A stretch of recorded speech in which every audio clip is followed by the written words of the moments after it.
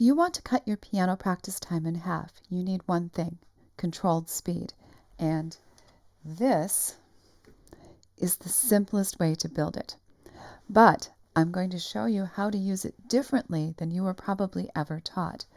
If learning piano pieces feels slower than it should, you're probably practicing them the hard way. And it's not because you lack talent. Most adult students repeat sections over and over without ever locking in the music, which is why progress drags. And once you see it, you won't practice the same way again. Many students feel as though they need to play fast in order to sound competent. They feel like if they play too slowly, then it means they don't have their music down well enough. Well, I'm here to tell you that slow is smooth and smooth is fast. Rushing too soon is just going to train in errors that slow you down later. Now, once my adult students understand how to control slowness, we turn practice into something that I like to call metronome races.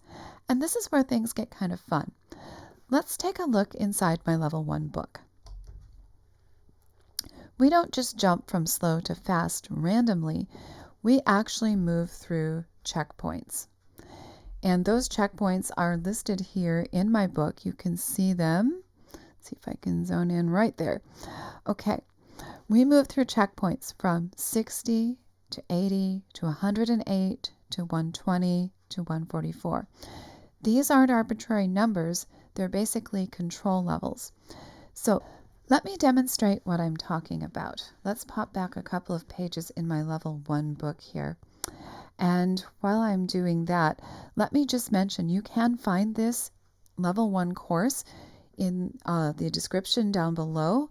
You can find the link to this book as well to see what I'm talking about. So, as I was saying, we're going to set the metronome. And for this, I'm just going to use the old-fashioned one here because I can do this quickly. We're going to set this to 60 beats per minute, which is the same as a ticking clock, right? 1 tick per second. If you watch a second hand on an analog clock, it's the same pace. So it's slow, but this is what's going to build clarity. So now what I'm going to do is just reach over here and play maybe just a few notes out of the pentascale.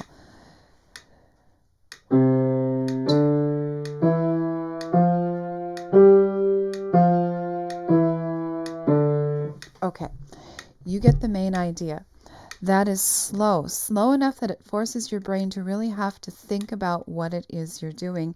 And honestly, it can be harder to play slow than it can be to play fast. But remember, this is about building clarity. Once you get that, then we're going to be able to move on to 80 beats per minute. And this might actually feel a bit more comfortable depending on the piece you're using it with.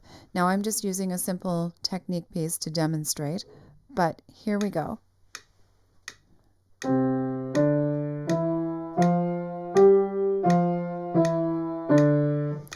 Okay, that's kind of testing whether your understanding holds. If it falls apart here, then it probably wasn't solid at 60. This is where most adults discover the truth. It's when we start getting away from 60 and 80. Sometimes, depending on the piece, 108 will actually feel comfortable. If it's a harder piece, this is where things start to get a little shaky and your brain really can't fake it anymore. So at 108,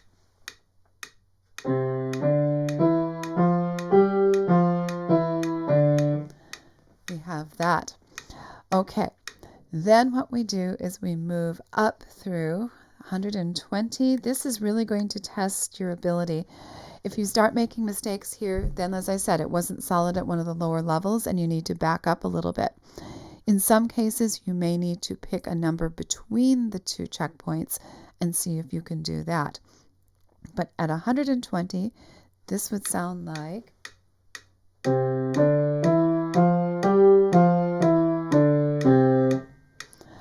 Okay, and then as kind of a final test, not every piece goes up to 144. Some do go beyond it, but if you can maintain things at 144, likely it's pretty solid.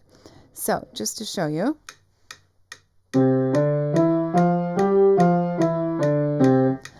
which is pretty fast. Okay, if you can play cleanly and comfortably at that tempo, you have likely locked in anything you're going to need. What's happening isn't just speed, though. You're strengthening the neural pattern at every checkpoint. When you move gradually, your brain builds stability instead of panic, and this is what shortens practice time. I would also add a simple rule, and that is don't move up to the next tempo until you can play it perfectly twice in a row. No tensions, no stumbles. Win the checkpoint and then advance. So, metronome races is something I've used with my adult students for years, and I actually built this step-by-step system into my online course. In the course, I walk students through exactly how to structure tempo checkpoints, how to know when to move up, and how to apply it to real repertoire, not just exercises. But even if you just take what I showed you today and apply it this week, you're going to feel a big difference.